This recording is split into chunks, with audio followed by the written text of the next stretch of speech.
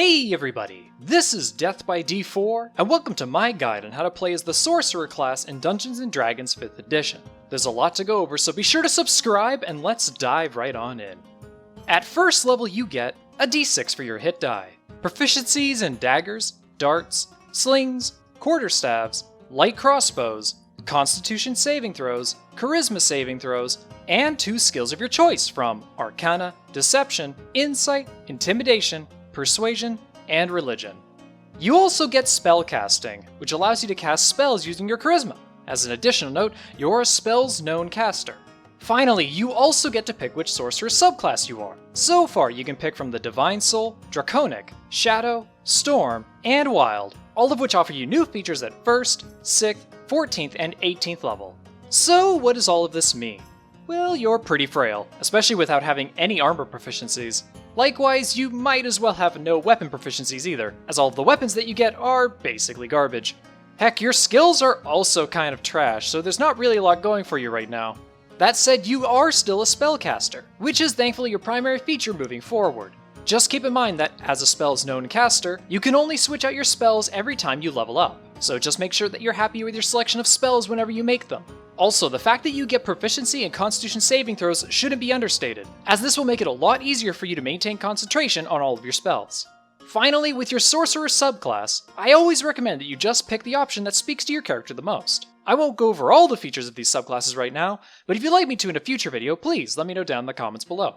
Otherwise, this is a pretty weak starting level if I'm being perfectly honest. Not the worst one out there by any margins, but still one that's going to leave you struggling for quite a little while.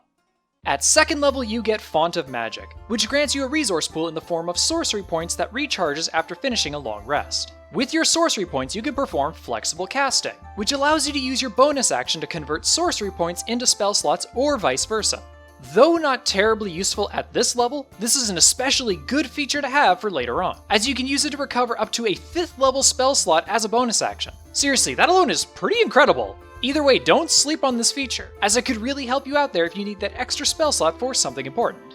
At 3rd level you get Meta Magic, which allows you to modify your spells using your sorcery points. For now you only get access to 2 of them, but you'll gain additional Meta Magics at 10th and 17th level. I won't go over all the options available to you right now, but there's definitely a few good options for you to choose from. Like Careful Spell, which allows you to spend 1 sorcery point to have a number of creatures up to your Charisma modifier automatically succeed on their saving throws against one of your spells. Quicken Spell allows you to spend 2 sorcery points to have a spell that requires your action be cast as a bonus action instead. Subtle Spell allows you to spend 1 sorcery point to cast any spell without using its verbal or somatic components.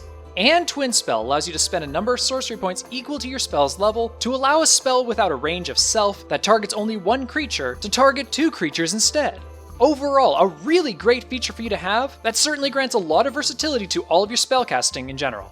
At 4th level, just like everybody else, you get your ability score increase, which you get again at 8th, 12th, 16th, and 19th levels. On the topic of stats, I'd be sure to max out your Charisma score first, followed up by your Dexterity and Constitution score second. Otherwise, just ignore your Strength, Intelligence, and Wisdom scores, as they're going to be doing basically nothing for you. Finally, at 20th level, you get Sorceress Restoration, which allows you to regain 4 sorcery points at the end of a short rest.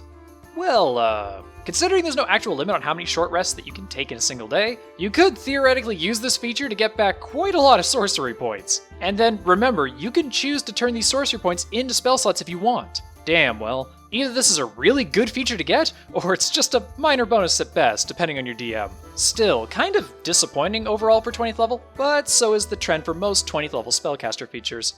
Alright, so that does it for all of the class features. Now on to just a few of my own personal recommendations concerning it. If you'd like to play as a sorcerer and you have no idea where to start with a race, I'd recommend the Aasimar Protector. It gets you bonuses to your Wisdom and Charisma scores, Dark Vision, resistance to both Radiant and Necrotic damage, the ability to touch and heal another creature a number of hit points equal to your level once per long rest, the Light Cantrip, and the ability to use your action to transform into your Radiant Soul form for up to 1 minute once per day, granting you a flying speed of 30 feet, and the ability to add radiant damage equal to your character's level to any attack or spell once per turn. Yeah, seriously, this is a pretty strong race in general, and definitely one well suited for the Sorcerer. So, assuming that you get the chance to play as one, give it a shot sometime, as I guarantee that you have a great time with it. Now, as for feats, You could take Spell Sniper, as this will help increase the range of your spell attacks, as well as give you access to Eldritch Blast, which is a really good cantrip for you to pick up in general. Otherwise, Elemental Adept could also be good if you want to specialize in a particular damage type, and Warcaster, as it will greatly improve your ability to maintain concentration on all of your spells in general. Finally, let's talk about spells. Now, as a sorcerer, you actually gain access to more cantrips than any other spellcasting class, so you've got a lot of utility going for you there. Firebolt is probably the best damage dealing option available to you, assuming you don't somehow get Eldritch Blast. And beyond that, you could also look into taking cantrips like Light, Mage Hand, Mending, Message, Minor Illusion, and Prestidigitation. As for the rest of your spells, here's a list of a bunch of useful ones that I feel are worth looking into. Burning Hands, Catapult, Chaos Bolt, Color Spray, Comprehend Languages, Detect Magic, Disguise Self, Expeditious Retreat, Featherfall, Fog Cloud, Ice Knife, Mage Armor, Magic Missile, Shield, Sleep, Blindness Deafness, Blur, Darkness, Detect Thoughts, Earthbind, Enhance Ability, Enlarge Reduce, Hold Person, Invisibility, Knock, Levitate, Mind Spike, Mirror Image, Scorching Ray, See Invisibility, Shadow Blade, Suggestion, Web, Counterspell, Dispel Magic, Fireball, Fly, Haste, Hypnotic Pattern, Lightning Bolt, Sleet Storm, Slow, Tidal Wave, Water Breathing, Banishment, Confusion, Dimension Door, Greater Invisibility, Ice Storm, Polymorph, Sickening Radiance, Stone Skin, Vitriolic Sphere, Wall of Fire,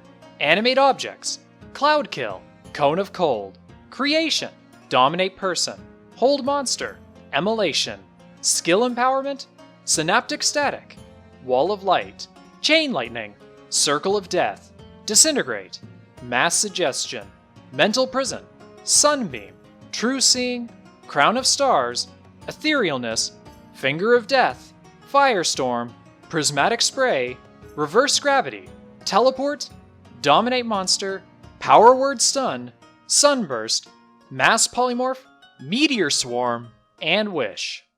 And that's it. That's everything you need to know in order to play as a sorcerer. Personally, I believe that the sorcerer class is best played as a backline attacker whose job is to deal damage during combat and offer support and utility for the rest of the party. However, that's just my opinion, so what are your thoughts on the matter? Are you excited to give the sorcerer a try? And, if you have already, what was your experience with it like? Let me know down in the comments below. If you'd like to support the channel, be sure to give this video a like and consider supporting me over on Patreon. Patreon supporters gain access to my patron-only server over on Discord, where you can join in all my games, and chat with me and other patrons about anything D&D related. Be sure to subscribe and hit the bell icon if you haven't, and if you're interested in seeing more videos of mine, here's one right up over here. Thank you all so much for watching, and I'll see all of you in the next video.